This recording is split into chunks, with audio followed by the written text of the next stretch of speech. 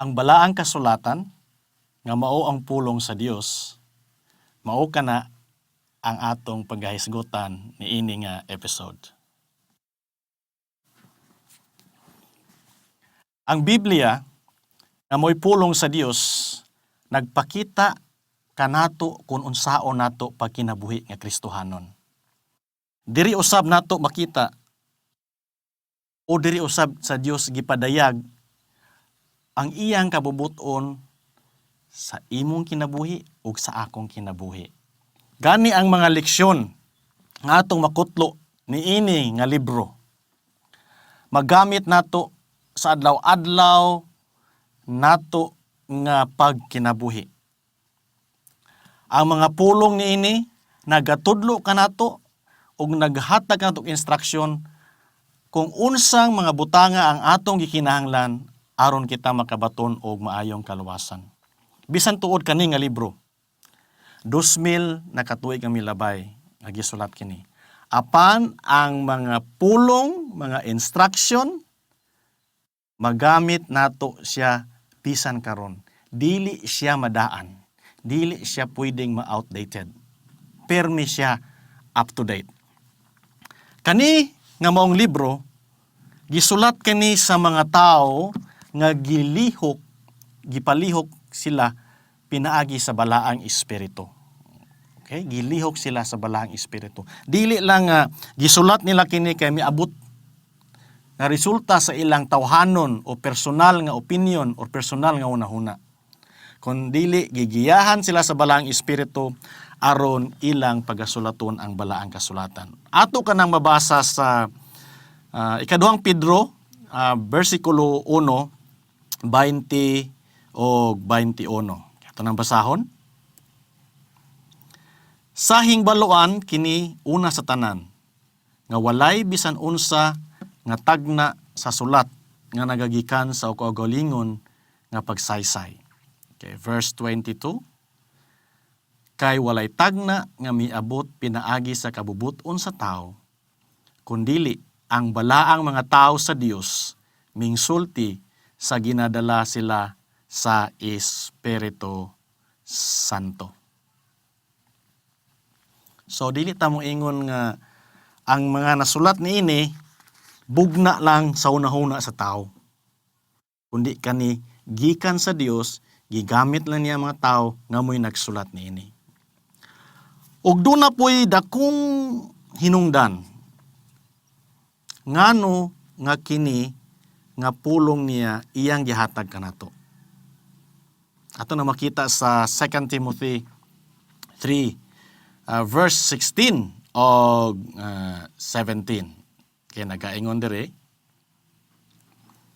Ang tibuok nga kasulatan gibugna sa Dios ug may kapuslanan usab alang sa pagtudlo, sa pagbadlong, sa pagsaway, sa pagmatuto, sa pagkamatarong.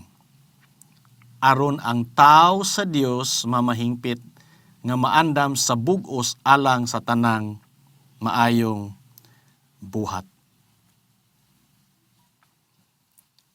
Giganahan kay ko sa pagkasaysay sa New Living Translation sa verse 17 nga nagaingon diri.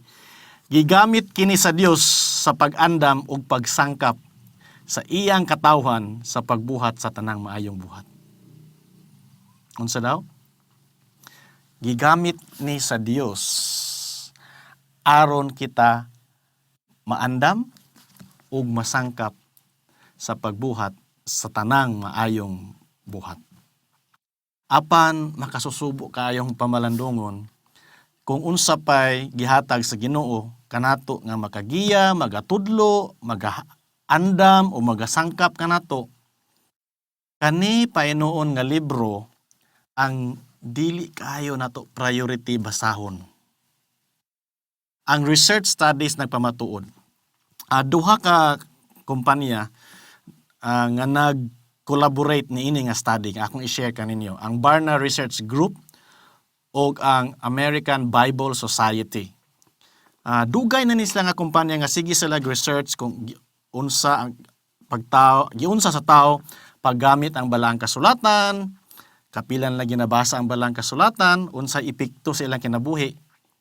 Apan niadtong 2021, nagpagawa sila sa resulta sa ilang study. May tungod sa kapila magbasa ang tao sa balang kasulatan. Ug naapay uban nga mga puntong atong paghahisgutan niya. Akong i-share sa inyo. Inyo nang makita sa inyong screen. Sa inyong makita diha sa inyong screen nga doon na lamang 11% sa mga Kristohanon nga nay Biblia kani nga study gikandak ni sa US. Kay nangita kog diri sa Pilipinas apan wala kayoy study nga naghatag og detalye. So, doon na lamang 11% nga nagabasa sa balaang kasulatan o Biblia adlaw-adlaw. O kung muadto ka sa ikaduha, 5%, nagbasa sila upat ngadto sa unom kapanahon sa isa ka semana. Dayon sunod, 2 to 3 times a week lamang ang pagbasa, 9%. Naapagani once a week, 9%. 3 times a year, 8%. Ug tan-awa ang gyud nagbasa. Pinakataas, 29%. Kani atong hisgutan diri dili ba ni mga tawo nga wala kabalos ka matuoran. Dili ni mga tawo nga dili Kristohanon. Kining mga tawhana duna ni sila mga Bible. Gani atong matikdan nga sa usa ka pamilya nga Kristohanon or Christian, duha, tulo, upat ka Bible. So diha sa maong study atong makita nga naa pa gyud ay wa gyud gabasa sa Bible. Na po'y lain nga resulta nga inyong makita diya sa screen. Atong makita nga 14% lamang. Kani mga tigulang na, katong tanahon sa legend ang blue, mga elders na sila.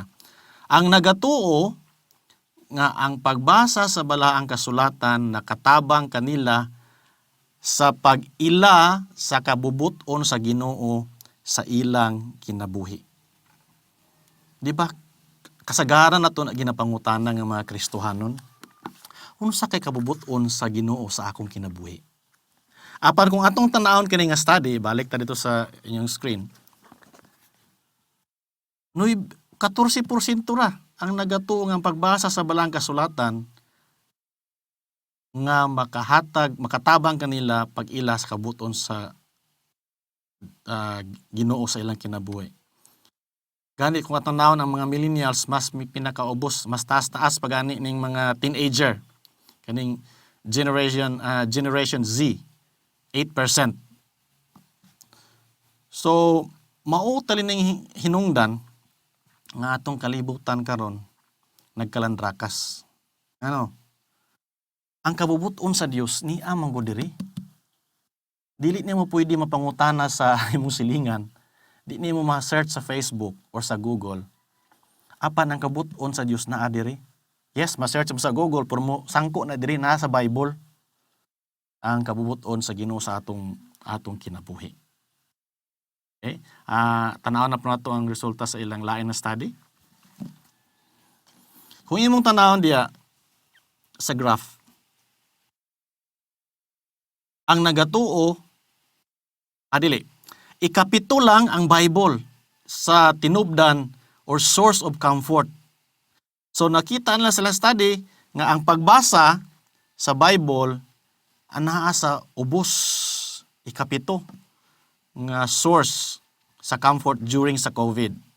Kaya sa akong gikaingon kani siya nga study migawas niya atong 2021. So, atong 2021, grabe kayong COVID adto sa tibok kalibutan. Naglibog mga gobyerno kung saon pag-control. So, di ta matingala nga anong dagan ang nanga-stress. Kay naaman diri ang source sa comfort nato, source sa paglaom, ato nang mahisgutan unya. Apan, ikapito lamang sa lista. Dili gid siya ang pinakataas og sa top sa list nga gigamit sa mga katawhan na Kristohanon katong dunay mga Bible nga gigamit nila nga source sa comfort during sa COVID. Munang sa akong gikaingon ganina, di ta matingala nganong atong kalibutan nagkalandrakas, daghan ang kamatay, daghan ang mga na-stress, daghan ang na-depress, ngano. Kung asa pa ang source nga tinuod, maupay dili nato dangpan. Imagine nimo 14% lamang o 11%, sorry. 11% ang nagabasa sa balaang kasulatan adlaw-adlaw. Ato nang tagaan og dakong gibug-aton kana ang issue nga ang pagbasa sa balaang kasulatan adlaw-adlaw. Karon, mangutana ko ninyo. Kapila mo magbasa sa inyong Bible kada adlaw? Sa ako nang gikaingon, anaa diri ang tanan, tinubdan. Source sa paglaom, giya, okay, kamatuuran, ug uban pa ato nang gisgutan unya. So akong i-share sa inyo ang upat ka rason nganong kitang mga Kristohanon kada adlaw ta mobasa sa Bible. By the way, kung anaa ka ikadugang niini, sige mo 5 ka rason, 6 ka rason, ako nang girespeto. Ibutang ka na sa comment section parang ato po nang ma-share sa uban nga magtan-aw niini nga video. Okay. Ang una nga rason nganong kita magbasa adlaw-adlaw sa kasulatan. Sa balaang kasulatan, sorry. Ngano? Kay ang balaang kasulatan mao ang tinubdan sa giya, source of guidance. Ipamatud-an ka na sa Salmo 119:105 nga nagaingon. Ang imong pulong maoy lamparahan sa akong mga tiil ug kahayag sa akong agianan. Unsa daw? Ang kaning Biblia nga maong pulong sa Dios maoy lamparahan o kahayag sa atong alagianan. Imagine nimo maglakaw ka sa gabi, walay suga, perti kang ngit-ngit. Unsa kay resulta? Sigurado ko makadusmo-dusmo, makabangga ta, mapandol. Busa ning kalibutan nga anaa kita taliwala sa kangit-ngit sa sala. No, imong tanahon, pamati agud sa news. Dili nag-anam o kagrabe ang pagkadautan. So taliwala ning kangit-ngit sa sala. Kanira gyud ang source sa kahayag nga magagiya atong adlaw-adlaw nga pagkinabuhi samtang kita galakaw gapanaw ngadto sa langit nung puloy-anan. Okay? Ang ikaduha nga reason nganong atong basahon ang balaang kasulatan kada adlaw kay kanisya mao ang source of truth. Tinubdan sa kamatuuran. Mabasa ka na diri sa John 17:17. Atong basahon. Balaanon mo sila sa kamatuuran. Ang imong pulong mao ang kamatuuran. Unsa daw? Ang pulong sa Dios mao ang kamatuuran. Atong dugangan pagbasa sa Isaiah 8:20 nagaingon. Ngadto sa kasuguan o sa pagpamatuod, kung sila dili man nagsulti sumala niining pulunga sa pagkamatuod, walay kabuntagon alang kanila. Proverbs 30 verses 5 and 6. Ang tagsa-tagsa kapulong sa Dios inulay, pasabot pure. Siya mao ang usa ka kalasag kanila nga mudangop diha kaniya. Verse 6. Dili ka magdugang sa iyang mga pulong. Tingali unya pagabadlungon kaniya. Og ikaw hikaplagan nga usa ka bakakon. Makaingon ta, praise the Lord! Kay niya sa ako ang Biblia, nga maong source sa tanan nga kamatuoran. Nga aron kita dili malingla sa mga litag o bakak ni Satanas. Sabi nimo, adlaw-adlaw ginapadayag ni Satanas ang iyang mga bakak sa nagkalain-lain nga mga porma. Gani bisan sa ang Hollywood, akong i-consider ang Hollywood nga source sa mga bakak ni Satanas. Tanawa ra ko na ilang mga movies about the Bible. Kung ikaw nga nagabasa sa Bible, imong ikumpara ang ilang movie o ang Bible, layo ra gi kaayo. Nagtanaw ko dilang bagong salida about Noah and the Ark. Layo kay sa kamatuoran. Nasa TV, nasa social media, na mga tao nga ga-post sa mga bakak ni Satanas. Apan kung kita nagabasa niini adlaw-adlaw, kita malikay sa mga bakak o dili ta malingla ni Satanas. Ngadto ta sa ikatulo nga rason ngano nga atong basahon ang balaang kasulatan adlaw-adlaw. Ngano? Ang balaang kasulatan mao ang tinubdan sa paglaom. No, ning kalibutan nga nagpuyo ta sa walay kasiguruhan. Wa ta nasayod kanus matapos ang COVID, wa ta nasayod kung naabay mo abot lain nga variant, wa ta nasayod kung mag Third World War ba, kung maggubat ba, labi na ning panahon na while gabuatan ning episode. Grabe ang gubat dito sa Ukraine o sa Russia. O gani doon ay mga hugong-hugong sa gubat sa tibuok kalibutan sila lain nga mga kanasuran. Ato ka nang mabasa sa John 5:24. Kaya taning basahon. Sa pagkamatuod, nagaingon ako kaninyo, ang nagapatalinghog sa akong pulong. Take note, nagapatalinghog sa akong pulong ug nagatuo kaniya nga nagsugo kanako. May kinabuhi nga walay katapusan ug dili pagahukman sa silot, kundili miagi nagikan sa kamatayon ngadto sa kinabuhi. John 16:33 nag-ingon po diri, ako moingon kaninyo niining mga butanga, aron kamo makabaton sa pakigdait kanako. Sa kalibutan, kamo may kagulanan. Apan sumalig kamo, gidaog kuna ang kalibutan. Psalm 119:14, nagaingon usab, ikaw mao ang akong dapit nga dalangpanan, ug ang akong taming, sa imong pulong nagalaom ako.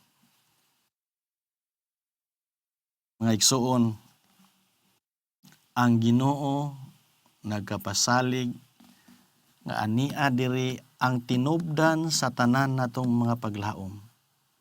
Gani si Salmista David nagaingon, ang imong pulong maoy akong paglaom, diha ako nagalaom sa imong pulong. Nag-ingon sa Ginoong Hesus, ning kalibutan naamoy mga kasakit, apan dunay paglaom ang hatag kaninyo ngano, ako nanang nadaog. Ug kung kamo mutuo kanako, yon Hesus Kristo, mutuo dunay pagtuo kanako, kamo usab magmadaogon sa katapusan. Ang gwapo bitaw ani nga story is this. Nasayod na ta sa ending. Nasayod ta sa ending nga kung mupabili na ta ni Kristo, victory ang atong makabot. Kadaugan, walay kapildihan. Ang ikaupat nga rason, nganong adlaw-adlaw nato basahon ang Biblia. Kini tungod kay ang Biblia mao ang pinaka-epektibo nga hinagiban sa gubat nato batok sa atong kaaway nga si Satanas. Basin kamo nagatuo nga mga civilian, kitang mga Kristohanon. Basta mo angkon kita nga Kristohanon, automatic nato nga kaaway si Satanas. Munang gitawag sa kanta nga sundalo nga Dios nun. Kay kita mga sundalo sa Dios. Ang atong kaaway mao si Satanas ug ang iyang mga kaanib. Ang Ephesians 6:17 nagaingon. Ato kaning basahon. Ug dawatan ninyo ang salukot sa kaluwasan. Sig malibog mo unsa nang salukot, helmet na siya. Take the helmet of salvation. Og ang espada sa espiritu nga mao ang pulong sa Dios. Unsa daw? Ang pulong sa Dios mao ang gitawag nga espada sa espiritu. Abi nimo kita nag-angkon nga katawhan kita sa Dios. Kita nag-angkon nga kita sundalo sa Dios. Kasi akong gikaingon ganina, basta mo ingon ka nga Kristohanon ka, automatic ka sundalo sa Dios kay atong atong kaaway si Satanas. Apan wala ka nagabasa, nagabaton adlaw-adlaw sa hinagiban nga maong espada.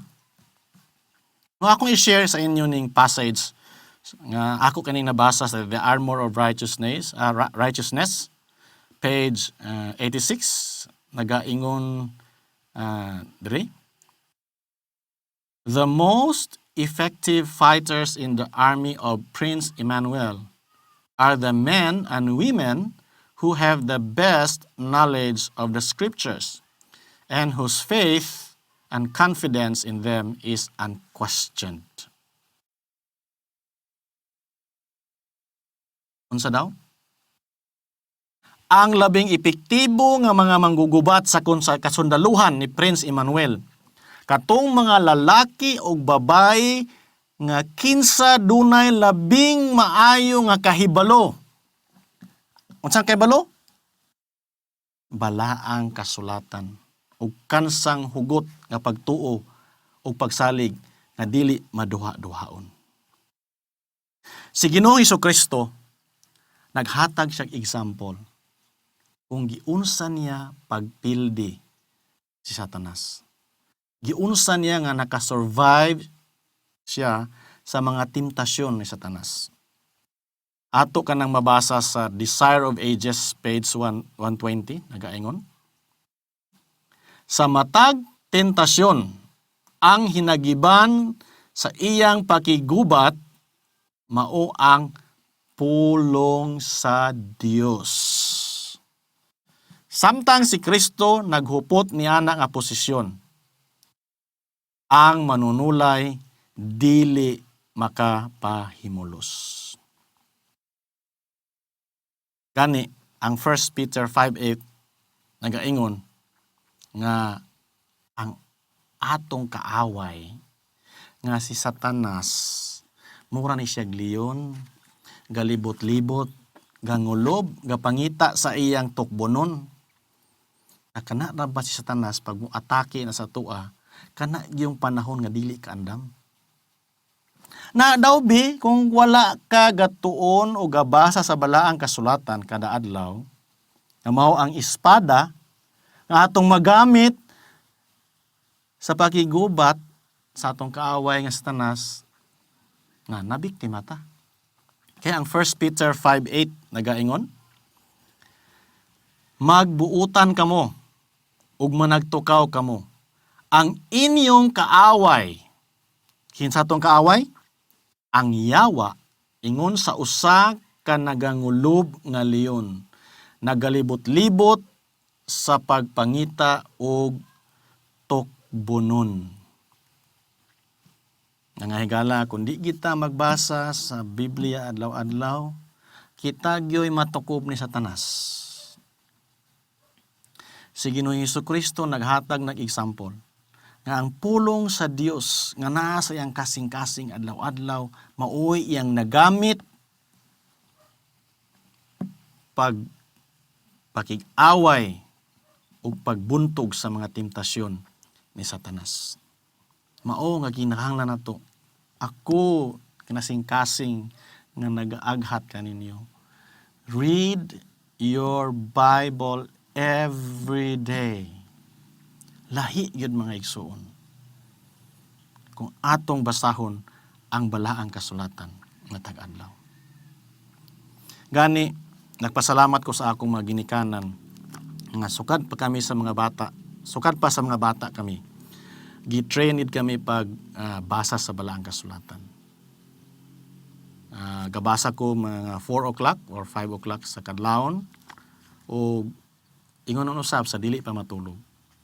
Kaya ngano, ang atong kaaway, atong nunaon, nga si Satanas pinaka-smart na angel sa langit. Unsa ra gud ni atong mga kaalam ikumpara sa iya? Kung dili ta magsalig or musalig og maghukpot ni ining pulong sa Dios nga mo'y tinubdan unang-una sa giya, tinubdan sa paglaom, tinubdan sa kamatuoran, pinaka-epektibo nga hinigiban batok sa atong kaaway nga Satanas. Dili nato makabot ang Kristohanong kalipay, Kristohanong kalampusan, o Kristohanong pagdaog sa mga temptasyon sa atong kinabuhi. Atong tagaan og top priority ang pagbasa sa pulong sa Dios.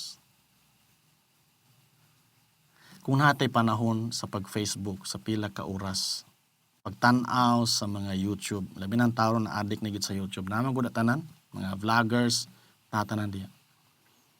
Apan, wala ko nag-ingon nga hunong mong tanawa na, no, ako ga Facebook ko, gatanaw ko sa YouTube. Apan, taliwala ni ana, akong gitagaan og top priority ang balaang kasulatan. Sa dili pata mubuhat sa atong adlaw-adlaw nga buluhoton, ato sa gyudning basahon. Aron kita mahinumduman kung unsa ang maayong nga dapat nato buhaton. O pagkagabi sa di pa matulog, ato na puning basahon. Aron atong ma-recall, aron kita makapamalandong kung unsang mga kapakyasan nga atong nabuhat. Aron ato kaning masugid sa Dios, atong mapangayuan og pasaylo ug atong mahinulsulan. Ang Jeremias 29:13 nagaingon, "Og kamo mangita kanako, og makakaplag kanako, sa diha nga kamo mangita kanako, uban ang inyong bug-os na kasing-kasing." Unsa daw? Atong pangitaon ang Dios sa bug-os natong kasing-kasing, sa tibuok natong kasing-kasing. Ato ning unaw-naon. Kung asa ang atong gugma, diha atong gitagaan og priority nga panahon. Kung atong gugma nagpatigbabaw ang atong gugma diha sa Dios, atong tagaag priority ang iyang pulong kada adlaw. Ako ning i-share nga pag-ampo sa inyo. Ug ako nang hinaot, maupod na inyong pag-ampo. Niini nga mga panahon. Hilabi na nga usahay sa atong kabisi, sa atong adlaw-adlaw mga pagkinabuhi. Ang Biblia ato nagyong napasagdan. Ako ning i-share sa inyo. Ginoo, hatagi ako kauhaw sa Biblia ug tuguti ang imong pulong nga mogamot kanako. Tabangi ako sa pagbuhat sa akong nahibaluan. Tuguti ako nga mahimong mas sama kanimo. Ako nang hinaot nga mauusab ka na ang pag-ampo nga naa sa imong kasing-kasing karon. Ug salamat kaayo sa imong pakig-uban kanako ning hamubo nga panahon sa pagtuon sa pulong sa Dios. Ako pud naghangyo kanimo nga i-share kani ngadto sa inyong mga higala. Inaagi sa inyong pag-share, nagatabang kamo kanako sa pagsangyaw sa maayong balita sa tibuok kalibutan. Ug ako sure nga ang Dios malipay ni ana. Okay? Kung anaa ka mo ikadugang, by the way, doon naman ito upat ka rason nga nang mabasta ka na adlaw. Ako sa nang i-recap. Number 1, mao ang tinubdan sa giya, source of guidance. Tinubdan sa kamatuoran, tinubdan sa paglaom, o pinaka-epektibong hinigiban. Kung naa pa mo ikadugang ni ana, ayaw ka na iduha-duha pagsulat diya sa atong comment section. Parang imo po na ma-share, ako po nang ma-share ngadto sa uban. By the way, invite ko kamo pag tanaw sa atong next nga episode. Atong pag-isgutan ang pag-ampo. Importante po gikining pag-ampo. Ambot lang kung gaampo ba mo kada adlaw. Kung kapila mo gaampo kada adlaw. Usab, ang previous itong episode, matahom sad kini nga topiko, nagahisgot kani sa tinuod nga paghinulson. Akong ibutang sa ubos ang link. I-click nyo kani o i-share pod kaninyo. I-share pod ninyo ni sa inyong mga higala. Salamat kaayo sa inyong pagtanaw o sa pag-share. Ako nagampo nga ang Ginoo magapanalangin kanimo sa imong mga handom, magapanalangin sa imong mga plano ning adlaw. Salamat ug ang Dios